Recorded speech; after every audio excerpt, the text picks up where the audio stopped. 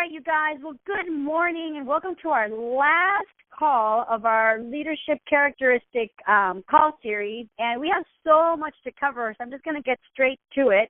If you guys want, if you have a piece of paper and a pencil, you definitely want to grab that. I also am going to make a little bit of an announcement at the end of the call, so you want to make sure you stay till the end. So let's get right to it.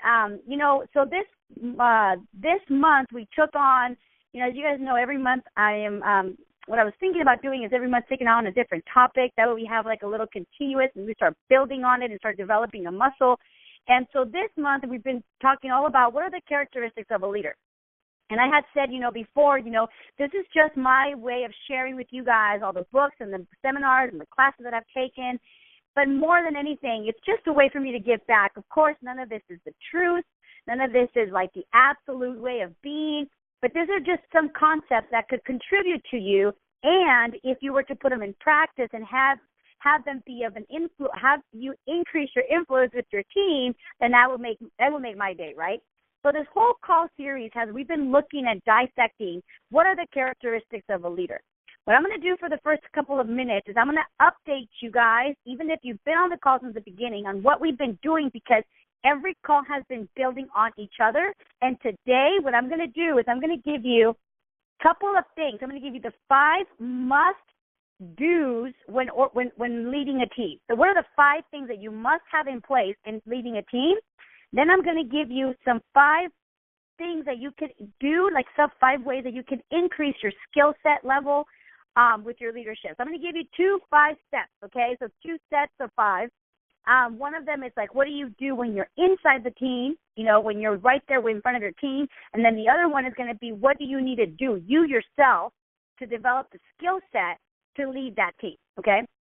Before we do that, I want to go ahead and catch you up and bring your mind, refresh your memory on what we've been doing. And the first call series was all about what has to be in place in order for people to really follow you and by their self-will, right? Like what has to be in place as far as, the atmosphere, the environment. And we talked about that in order for people to really bring out the best of them, in order for you to really have influence with them, like to the maximum level, right? Because I really hope you guys went to Entrepreneur Intelligence and reviewed the 5 levels of leadership. If you haven't, please do that, because it's going to explain to you how you can increase your influence with people. So one of the things that we talked about was when you have the environment that is safe, people can trust you, people can trust you as a leader, the best will come forward out of human beings. So humans will bring out the best of themselves if they feel safe. And we talked about, if you think about the caveman days, that's really where it comes forward. I mean, we had to, in those times, really depend upon one another and really trust each other that we were going to have each other's back. So that was the first week, and then we've also contributed that once that is in place, once people really feel safe, they feel that they can trust their leader, the best will come out of them, and naturally people will start collaborating. The team will start to collaborate. And, I really encouraged you guys to really look at what kind of atmosphere, what kind of environment do you have right now with your team? Do they feel safe? Do they feel that they can trust one another? And if not, what could we do? What could we put in place in order to shift that? And that's not just in your business, by the way. You can apply this in everywhere. You can have this in your family. I mean, think about it. If you don't trust each other in any type of group environment, you're always going to be like walking on eggshells, watching your back, thinking, can I trust, thinking, can I do, but when you really are in an environment where you know that everybody's got your back, everybody trusts each other, you will literally let it rip, as they say, right? You'll let everything come out, the good, the bad, and the ugly as far as what you're feeling. The truth, your true authentic self will come out. And that's sometimes such a beautiful thing, because so many times our true authentic selves are hiding behind a filter because we're so worried of being accepted. We're worried about being criticized. But if you as a leader can develop the environment in your team where everybody can trust each other, the most beautiful things can occur and collaboration will naturally come forward. And the second week we talked about was we started looking at, okay, now that is in place, okay, Now, you as a leader, what do you need to do? And we started talking about the foundation of what are your values, like what drives you. Okay, that was the topic of the call, is what drives you. What are your values? What is your passion? And what is your purpose? And the homework of the second week was for you to really start looking at what are the things that you really value? What are the things that are important to you? What are the things that you are passionate about? And what is your purpose? And we talked about the fact that many times, yes, we do go into a business because we want to make money, we want to have a good lifestyle. All that stuff is true. However, what really is at the core of why you really, really started that particular business, we hope, is your passion for that type of business. Whether it's, if you're a nurse, maybe your passion is, saving people's lives. If you're a doctor, it's saving people's lives. Or maybe, whatever it is that you're passionate about, most of the time your business is a way for you to express that passion. Okay? If you're aware of it. A lot of times, people, one time I went and I spoke at this college, and this kid's like, I want to have a restaurant. And I'm like, well, why do you want to have a restaurant? He's like, I just want to make a lot of money. And so that's great. If that's like your only motivation in you, that's like the only thing that's important to you, that's fantastic. But if what really, really is important to you is to travel, have freedom, go out and about, then maybe restaurants might not be the best fit for what you value, for what you're passionate about, and for what is your life's purpose. So we started looking at what are those three things for you. And the third week, which was last week, and I think I got so much great feedback from a lot of you guys, and you have no idea how much I appreciate when you guys share like what you're getting from these calls, because it just fulfills my heart. Okay. And last week's call was all about your focus. What is your vision? And I gave you guys a couple of examples, and if you go onto Entrepreneur Intelligence, I finally figured out how to put in a subscribe box where you can enter in your email information, and I'm going to be emailing newsletters and also emailing the calls, like the videos, so you can forward them, things like that to your team or whoever you want to. And one of the things that we did last week was about what is your vision. And I started giving you guys examples of Disney. He saw Disneyland before it was ever created, and how it, we talked about how it all starts in your mind, like you having that vision, and the more clear that you are as far as what is your vision, like really, really, what do you want, and what is it going to look like at the end? Like when you can imagine, like the theme park, right? He imagined the theme park, like, okay, when it's all said and done, this is how it's going to look. Well, I encouraged you to do the same thing with your business. Like, okay, so when I build this huge organization, how is it going to look? What kind of people are going to be part of this team? How are they going to get along? I mean, just all of that. What are their minds? Just for you to start looking and thinking about what is your vision about your business. And you could apply this with anything. What is your vision with your family? What is your vision with your body? What is your vision for your spirituality? Anything that's important to you, you can really start thinking about or visualizing a picture of how it's going to look. That was step number one. Step number two was, now that you've got this vision and you know how it's going to look, is for you to start asking yourself, how would someone with that type of vision act? How would somebody with that type of vision, how would they be? How would they act? Okay? Because when you have this vision and you start thinking, okay, if that was the case, who would I have to be to have that vision? Or if I had that vision, what kind of person, how would they be? How would they act inside that vision? And then number three was, the most important thing of all, and that is to take action, to start taking action from the beginning. If you're just starting a business, right, or if you're just starting a brand new vision with your family or your body or whatever it is, you got to start that vision and that how you're going to act, who you're going to be from the beginning. Now, for those of us who already have an established business, right, is to start thinking about, okay, I'm going to reimagine my business. I'm going to recreate from this day forward. My vision is this. Therefore, who would I need to be? How would I need to act inside that vision? And to start taking those action steps starting now. So that was last week's call. And again, thank you everybody for your feedback at the end of the call. Everybody shared such great insights. So I think that that was a really great foundation. Now to start thinking about, okay, now let's put the now let's put the metal to the pedal, however you say, pedal to the metal. And that is, let's start going into, now that you've got this, now you know we have a safe environment. I know what drives me. I know the vision I want. Now what do I need to do as a leader to bring this forward, okay? So let's talk about the first couple of skill sets that you need, okay? Number one. Okay, so those 5 we're going to give you. Number 1, technical skills. Okay, so there's no way around it. Even though I have been stressing many, many times on these calls that it's all about who you're being, right? Like who you're being inside of anything, that's really, really important. You could say whatever you say, but what really people get is who's saying what they're saying, right? Like who are you being at that moment? And it's an energy. It's not like you can pinpoint at it. You can't point at it. It's something you feel. However, there are technical skills that we need to develop. So one of the things I'm going to encourage you to start doing, and actually you can do this for yourself and you can do this exercise with your team, is to start having a list of what are the technical skills that you need to have in order to fulfill on your leadership role. Okay? So for example, let's say, and by the way, this changes in different areas, okay? So let's say you're talking generally, like, okay, as a business owner and as a leader of an organization, what kind of technical skills would I need to develop? And you start thinking, okay, well, for sure, I need to know the technical skills of my business. Okay, so what are they? Okay, so I need to know about, and then you start listing them, about the product. I need to know about, how to manage my money.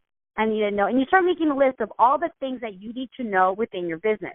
Maybe presenting skills. I need to know how to, explain the compensation plan, etc. Okay? Maybe, and you can do this with anything. Let's say you're about to, be a coordinator of an event. Okay? So at that moment, your technical skills are going to shift. So what are the technical skills that I would need in order to be, to run an event? Okay, well, I need to be organized. You start missing. I need to be in communication. I need to develop how to delegate, etc. So you've got to understand that technical skills are really, really important, right? I mean, as we said on last week's, I don't know which call it was, I asked you to get real. And I asked you to really start looking at how do you feel about yourself when it comes to your leadership? Do you feel like, yeah, you know what, Carla, I feel good about my leadership, but kind of rub people the wrong way? Or do you think like, you know what, I really don't feel like a leader because I'm really missing a lot of things. Like I need more education. I need more knowledge. Okay, well, what do you need? Well, I need to learn more about the marketing plan. Okay, so what resources do you have? And to start developing what is it that you're missing. So, and by the way, the resources are all around us. Especially nowadays, there's no excuse why you can't get the resources. I mean, you have YouTube, you have Google, you have the people around you. There's so many resources that many of us, I include myself, we sometimes forget how blessed we are to have all these resources around us. So number 1 is your technical skills. Start to look at what technical skills you need to develop, and you must have them. Okay, you can't lead somebody if you're not aware of what it is even that is that you're doing. Okay. Number 2, having said that, okay, number 2, soft skills.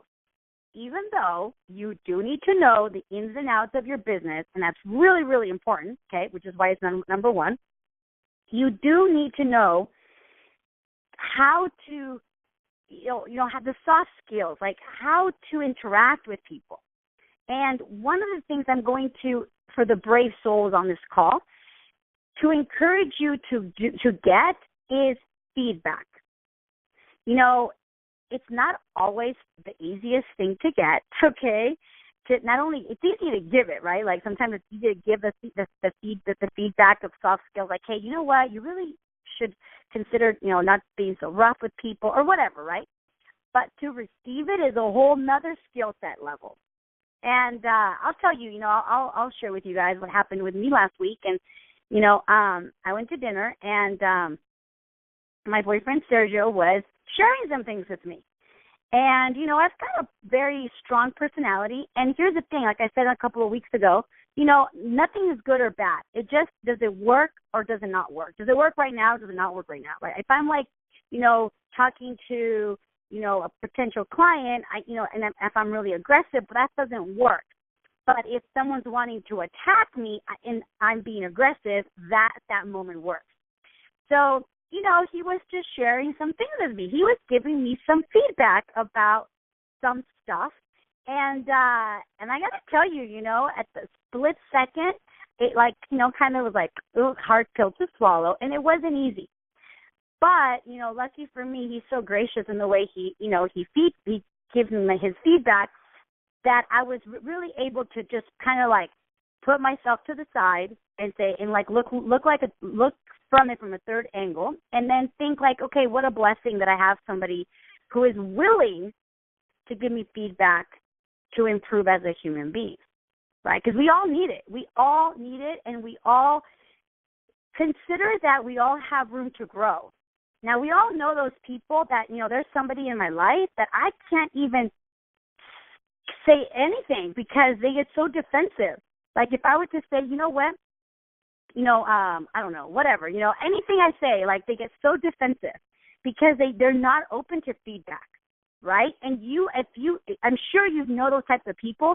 It is not, again, going back to the first call, it is not a safe environment. It's like, oh my God, I better not say anything because they're going to get offended. They're going to get upset.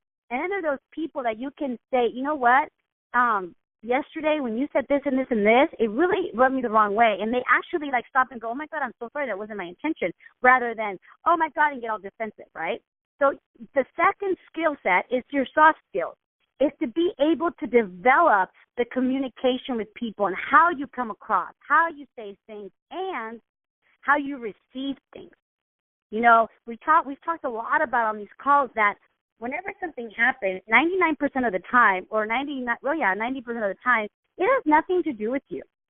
Like if somebody gets upset with you, okay, or you say something and they get all defensive, 90% of the time it has nothing to do with what you said, unless you were really aggressive about it. But most of the time it's because of whatever triggers inside of them.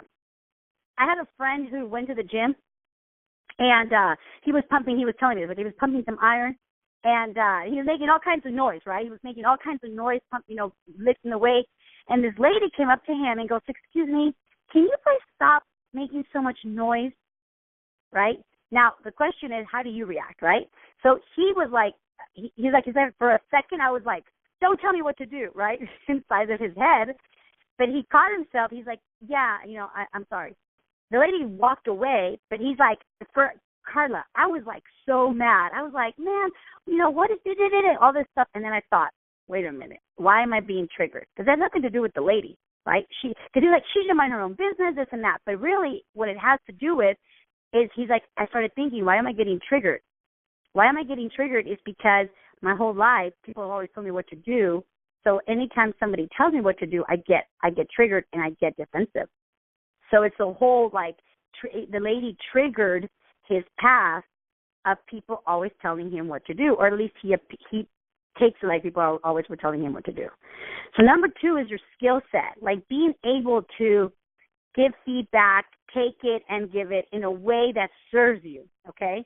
Number 3, and by the way, with this, and I know I'm spending a lot of time with this because this is so important. This is something that all of us, can improve on every single day, and that is to really start thinking about that people are different. And as a leader, one of the abilities I encourage you, and really that you must have, is the ability to communicate with people in different ways. Some people, you can't be so direct with them or they'll start crying, right? But then some people, if you're not direct, they won't even listen. They'll dismiss it, you didn't even say anything, right? So everybody's different.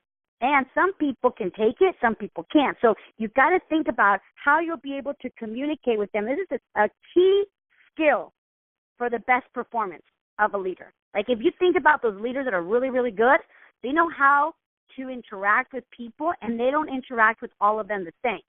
They're still true to themselves, but they know, okay, if I want to get the best performance out of this person, I got to talk to them like this. If I want to get the best performance out of this person, I got to talk to them different. Because everybody's different, okay? That's number 2. Number 3, okay, delegate. Now, here's something that, as a leader, we must learn to do, and that is to delegate responsibility. Now, having said that, here's something that is really, really important that will take your business or your leadership skill set at another level. And that is when you delegate, be clear. Don't assume anything. You know, when you tell somebody and you delegate something to someone, tell them exactly what you want and exactly what you need. Don't be vague. Try to not be so, try not to assume that they'll just know. Try not to assume that they'll just get it. Oh, well, they've been to enough events. They know what I mean. Consider that they might not, okay? So be as specific and as clear as you possibly can when you delegate. What that will do is it will leave that other person without like a hesitation, without doubt, like okay, you know exactly what they need, okay? And having said that, make sure that after you tell them what it is that you want them to do and how to do it, that you encourage them and you empower them that they can do it, okay? So here's the thing. When so many times, and I know I fall into this many times, is that nobody can do things as well as you can. Because in your opinion, yours is the best, right? Now, having said that, you can't do everything. And one of the things I'm going to talk about in the next series, in the next part of it, is well, how do you work as a team? And as to delegate is you've got to start thinking like let go, right? Like you've got to let them know what it is that you want them to do, and then let it go, and then encourage them to say, look, this is what I want you to do because I know you're going to do a great job, and you've got complete authority to make it happen. If there's anything that you need, here are the resources. That's the one person you have to talk to for that. Like empower them, right? I mean, I don't think anybody on this call would do this, but I'm sure you've experienced it when someone tells you what to do, but then you still have to go to them for everything, right? Like it's almost like they micromanage you, okay? So one of the things in delegation is to definitely tell them what to do and to encourage them and empower them that they can do it. Number 4, motivate and engage, okay? So building on delegation is the ability to know how to motivate and have people engage with you is such an important skill set when it comes to leading a team. Okay, now what I mean by that is you've got to know your team. You've got to know them at an individual level. You've got to know what motivates them, what drives them, what are their values, what is their purpose, what is their passion, what do they love to do. Okay, so here's something that I know that, I don't know if you are a manager, but a lot of us are business owners, so it's like we're like they're leaders. But you could even do this. But one of the things that a lot of companies do, that they have the new application, is this. So many companies, when you're about to leave and you're about to go to another company, an employee puts in their 2-week resignation letter, and they say thank you so much. And if you're a good boss, you say let's have an exit interview. Let's find out why you're leaving, right? So some companies, what they've been starting to apply is stay interviews. Like, what has you stay here?